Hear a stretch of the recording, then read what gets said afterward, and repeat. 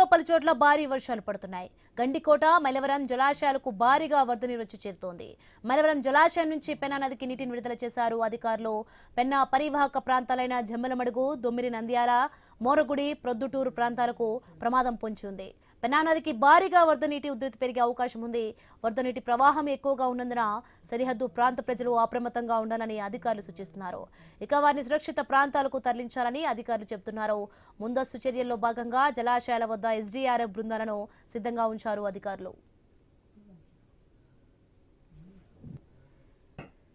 Water releases dam నుంచి జరగడం జరిగితే పెన్నా నదికి దిగున ఉన్న వేపరాల, దొమ్మరి నంద్యాల, జమ్మలమడుగు, మోరగుడి, ప్రొద్దుటూరు వరకు కొన్ని ప్రాంతాల్లో ఇనండేషన్కు అవకాశం ఉంటుంది.